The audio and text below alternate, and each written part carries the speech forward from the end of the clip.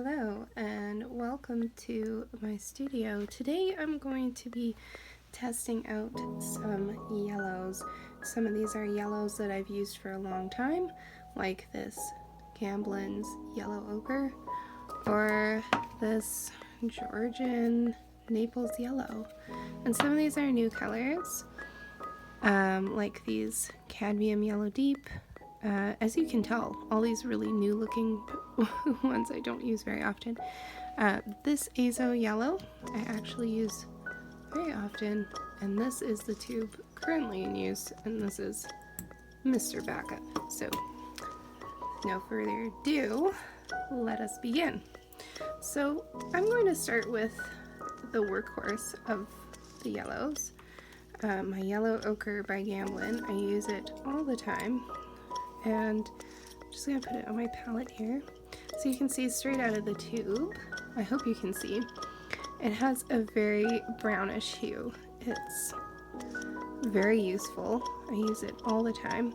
And we're just going to mix it with some titanium white, because when we mix things down, we can see why yellows are different, why they behave differently, and why it's nice to have a variety on your palette. This is a very smooth, buttery type of paint. It's not hard, and it's not very transparent. So that's one nice thing about this, is it's great for the first go. So now I'm just gonna lighten it even further so I can see straight out of the tube. Mix probably half and half with titanium, and then mix down. Now this is going to be really interesting when we get to the Naples yellows, which are actually right now very much a bane of my existence. Now, I've always used, since I started painting about 5 years ago, this Georgian Naples yellow. I've just bought a few new yellows, and I wanted to make a set of swatches for them so that I could kind of have a menu for my yellows, and I thought this would be the perfect time in which to do it. So I just went out and purchased this Lukas to take the place of this Naples yellow, and we're going to find out why Naples yellow is so enraging and why different brands don't really make the same paint. So as you can see, this is kind of almost has an orangey warm hue to it, and when you like white it down with white, you get a very, I don't know if you can see it in the camera, but it's a very pale, like much paler than my skin, very pale color. It sort of reminds me of sandstone. Kind of reminds me of sandy bricks. Now I'm going to dilute it even further, and hopefully you can see. It's, a lot of people say, well, you need yellow ochre and you need Naples yellow for skin. While I've always thought this is kind of ignorant, since skin's lighting is very subjective, it's true that they're great pigments for doing highlights on probably any skin tone, depending on how the light is behaving.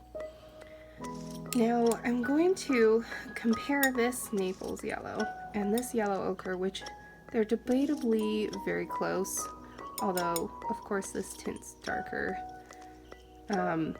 It's almost more of an earthy color to the Naples yellow. So this Naples yellow is not anything like this yellow. It's, when I went to the store, I thought, well, it looks pretty similar, but it's not.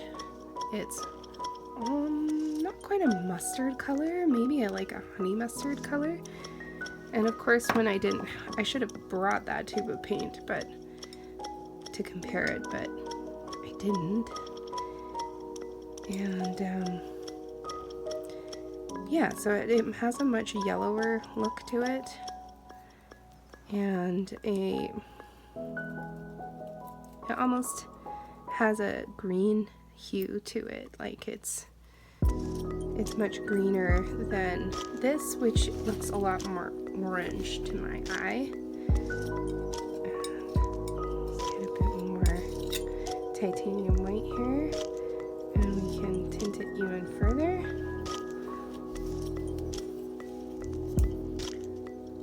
And I'm using M.Graham's titanium white for this today. And their colors are interesting because I believe they use sunflower oil, so they're a little bit different than the linseed oil. I find them much more oily paints than, say, Gamblin, which has a really medium feel to it. It's not too runny, it's not too hard, depending on the pigment, of course, but typically I would say these are much runnier paints, so if you like that, you'll like these. I kind of like the middle of the way of the Gamblin. I find these paints from Gapka very, very fluid as well, so just a note. So as you can tell, I hope, these two colors, while given the same name, are extremely different, and not at all can this replace this. It's a bad choice. Alright, now we're going to explore this cadmium yellow deep. Just a note, and for painters out there, you probably know that cadmiums do carry a cancer and reproductive warning. So all cadmiums are made with a heavy metal, and they are colors you need to use cautiously. Now, typically, like if you get it on your skin, as long as your skin is unbroken, don't believe that they are harmful. But whenever I'm painting with them, I'm just very mindful of cleanup and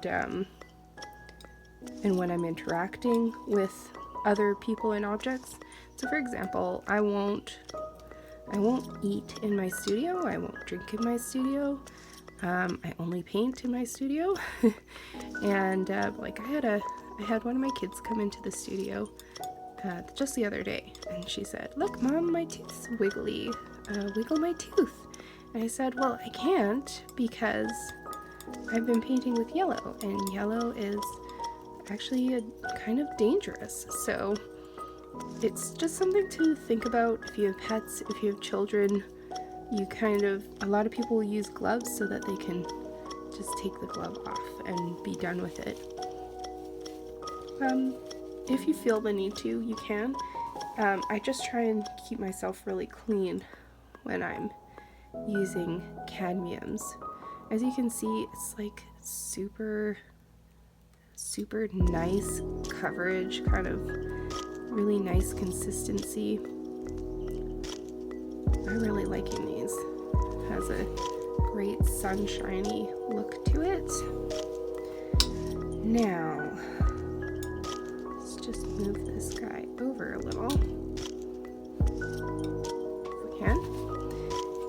And I might have to move down here, actually. I thought I might get them all there, but I don't think I will. So that was the cadmium yellow deep. It's definitely deep. And this is cadmium lemon, so I think this one should have almost be comparable to the azo,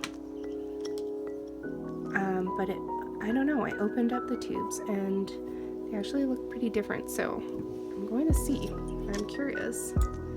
So again, this is just a really nice consistency.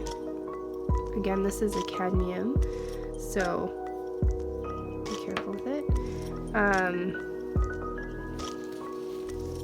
As long as you're not eating your paint, you should be good. Don't eat your paint. If you're scraping your palette, don't huff in the pigments. It really has to somehow get within your body. It's not like an exposure thing. It's not if you're using the paint you're going to get cancer. It's if you're actually eating it, ingesting it in some way. I think paint companies are very careful when they're making these paints. They only make them a couple times, like maybe 1 or 2 days out of a year, just to minimize the risk to their employees. So yeah, just be careful with them and you'll be fine. Or should be fine, to my knowledge, from what I've read and know about cadmiums. You should be totally cool, but if you have a different opinion, I'd love to hear about it in the comments. Now, this is the one that I normally use, is cadmium yellow from this Georgian series. Now, this is an older label. These were new to me, but I traded someone who had found them somewhere. I can't remember. It was like a relative or something. So I don't know if their colors are still the same. I'm just going to put this below this cadmium yellow deep, and you can already see there's a difference. This is almost more of an orangey look. This is much more, I would think, like your yellow block of Lego kind of yellow. Has a nice consistency. I do like this yellow. It's very useful. And let's mix it down with titanium white and see, it has a very bright appearance, whereas this is the more orange. And this yellow has almost, I want to say almost a green quality to it. Like, it's very light. So these 3 yellows, while I'm not sure if the camera is picking up how different they are. They look like completely different colors to my eye. Later on, I'm going to swatch these on a piece of paper. And, okay, so we've done these ones. Now the azo yellow. Now, as you can see, this is M.Graham's paint. And I believe this one is using a refined walnut oil. So you find that this is a lot more oily than the others. I'm going to use this though. Again, a very useful yellow. I find I use it pretty often. Now, the nice thing about these is that they are safer than the cadmiums. So this paint is drying out on me. Whoops.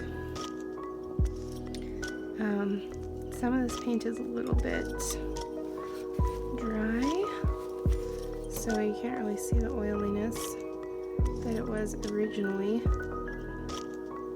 but I have used it quite a lot. So I'm gonna have to do that a little differently for my swatch, but you can kind of see the difference. This is a very bright, very vibrant color. When it's not mixed with titanium white, I think it is actually quite translucent.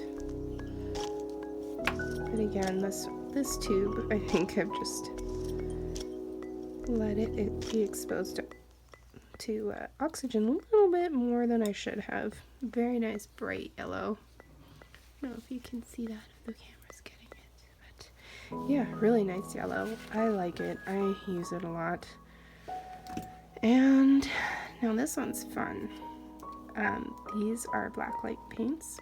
As you can see, it tints very much on the green side, and you can see that really like it has a halo of oil going around it. It's this almost like, it reminds me of the tempera paints from school. It doesn't say exactly what pigment it is or or what oil they use, but I know that they are, it says handmade in small batches. So that's kind of neat. The company is really nice. I've talked to the makers on Instagram, and they've all been really friendly. And you can see, as soon as you put that with the titanium white, you get this really, really bright fluorescent yellow. Really nice. What I mostly use this for is glazes. So you can see right out of the tube. You don't need to thin that with anything. It's ready to be a glaze. And I find that that's really the best way to use these neon paints after playing with them a bunch. They really do that well. Now, this paint I'm really looking forward to, and this is Cadmium Chartreuse by Gamblin. This is, again, like, we're getting into the greens. And this, if I looked on the back here, it says it's cadmium lemon with phthalo emerald. So you really are going to see like green in this, and I'm looking forward to it. Yes, it's such an obnoxious name, chartreuse, and what an obnoxious color. Look at that.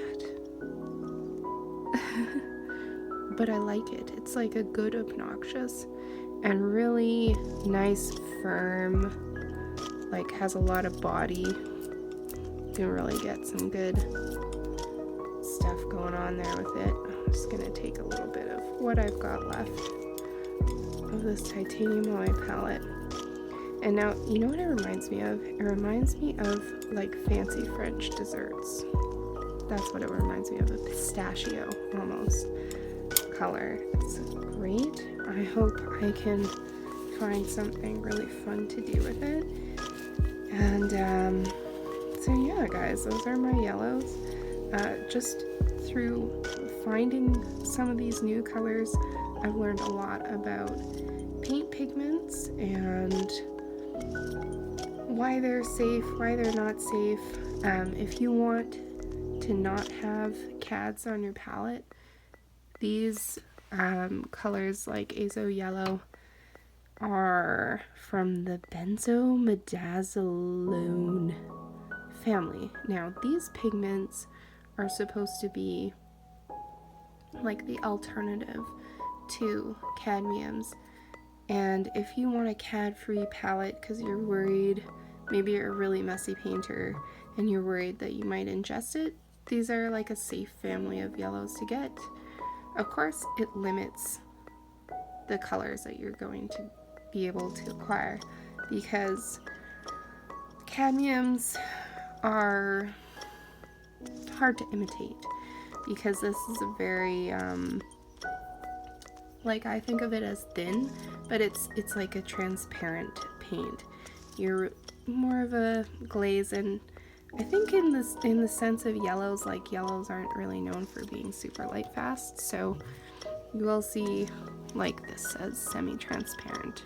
And so my whole goal with grabbing a few more of these cadmiums was so I didn't have to fight so hard to get my yellows to show up and I have to layer and layer and layer. So I think these are going to be a great addition to my palette. I'm really looking forward to swatching these up and putting them in a chart and having some little recipes. So I hope this helped you pick out your next yellow, because when I went to search YouTube, I was looking for a video like this, and I thought, well, when I finally get some more colors, I need to make a video for anybody who's looking for some really good yellows, because look at those colors. There's so much variety. Yellow is not a boring one-size-fits-all sort of pigment. You've got everything from the earthier, orangey colors to these bright, almost fluorescent, and definitely neon colors. There's a world of paint out there, so the more we expose one another to these different colors, the more fun we can all have. So I hope this was fun for you. It was fun for me, and I'll see ya.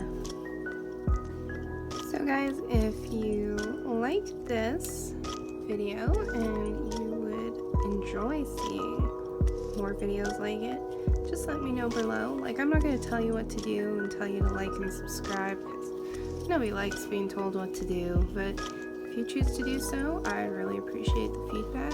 I love hearing the conversation between artists, and I'd love to hear from you. It would really help me kind of know if I should make more content like this, and if you found this helpful, or maybe how I could have improved it.